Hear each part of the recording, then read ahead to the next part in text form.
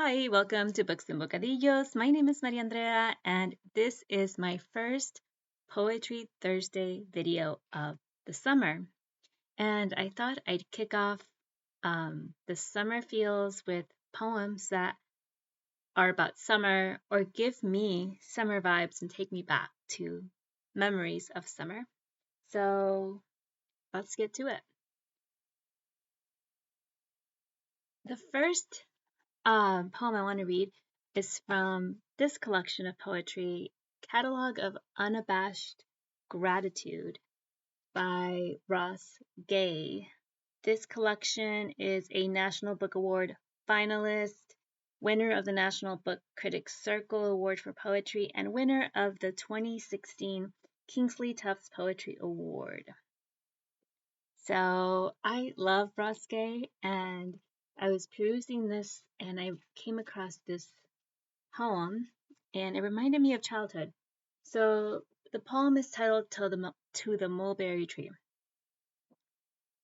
When I was growing up, we lived with my grandparents for some time when we were newly arrived immigrants, and we would run around and do all the things that children like to do in summer at my grandparents' house. In the yard, they had a mulberry tree, and one of the favorite things of the summer was picking mulberries. We would, get on ladders, climb up, and get all the mulberries we could reach with our little hands, and then we'd have like purple fingers and purple tongues and lips and cheeks, and it was so much fun. I really miss those simple joys of childhood, and so when I saw To the Mulberry Tree, it reminded me of that. But this is Ross Gay's poem To the Mulberry Tree. Everyone knows it's good luck. It's inconvenient when a bird shits on you, but even more so, good luck if the bird shits on you when you're plucking gold currant tomatoes, sweet enough to make your bare feet lift just so off the ground, and the beetles beneath scurry and giggle, and as I move to gobble one, mouth agape and swooped in a grin at once, the shit slurries half in and half on my sun-warmed chin, which, forgive me, jiggles me from my reverie, for I am only human, swiping the slurp of turd from my mouth only to see it is mostly purple, the goop seedy and gelatinous, and when I see the bird pitching his swill from the branch above, I know that yes, this shit is mostly berry from the most prolific of trees, which some numbskulls call a weed because it's so prolific and not, they say, particularly useful.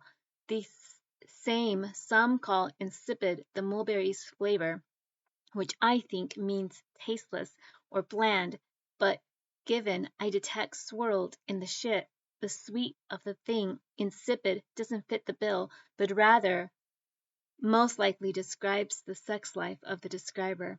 But why should I get personal, defending a tree's honor? Mostly I'm happy the birds feast on the topmost branches of these tall trees and leave be for the time being my blueberries and soon blackberries and grapes and these little tomatoes, though to be sure it is a certain glee.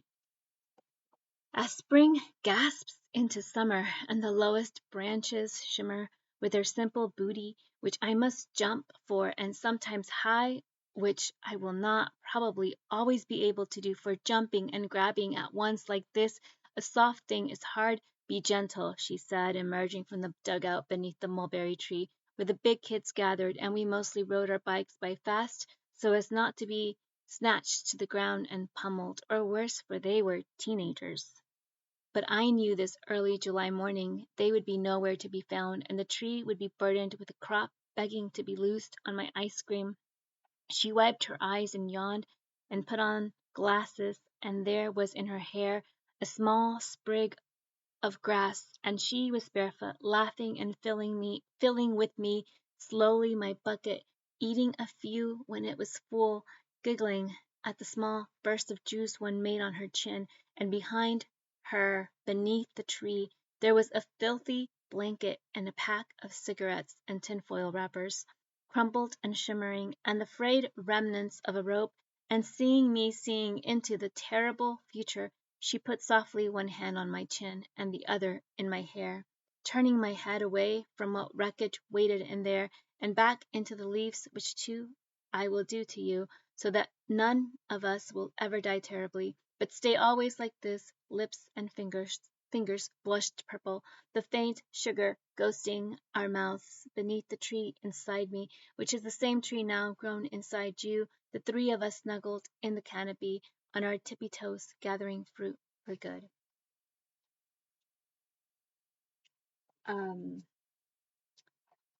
So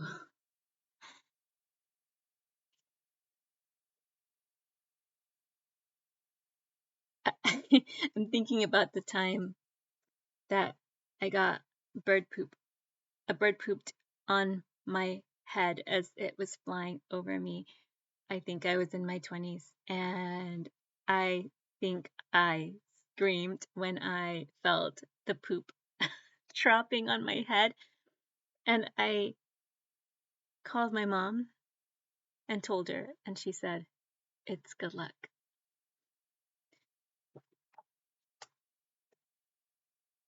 The next poem I want to read is from this collection, The Smallest Muscle in the Human Body by Alberto Rios. I've had this collection in my possession since I was in my 20s, just a young adult coming of age, and I love these poems as a young adult, and I love going back and remembering the feeling I felt when I was first introduced to Alberto Rios' poetry.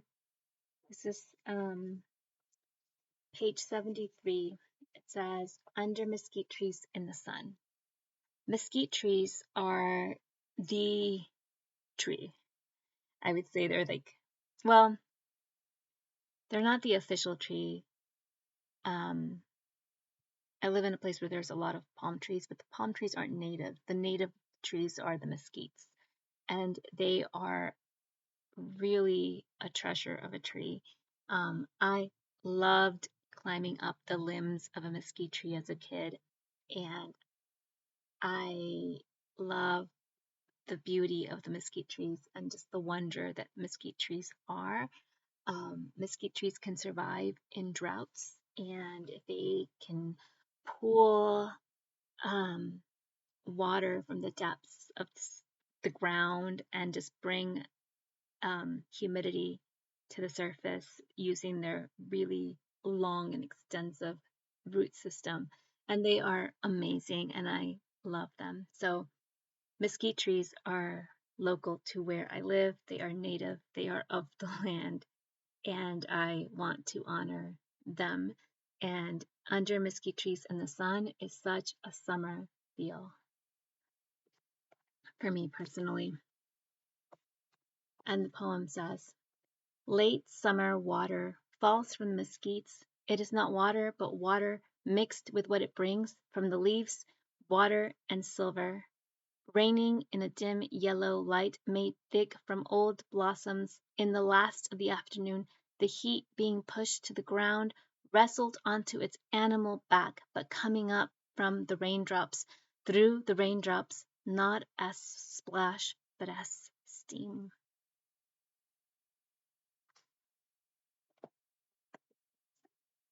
And then the last poem I want to read is from this little collection. Found it. This is The Summer You Learned to Swim by Michael Sims, and the poetry collection is The Path to Kindness, Poems of Connection and Joy, edited by James Cruz, editor of How to Love the World, forward by Danusha Lamedy. I think it's Lamedy. So this is a poetry collection. The poem again is called The Summer You Learned to Swim by Michael Sims.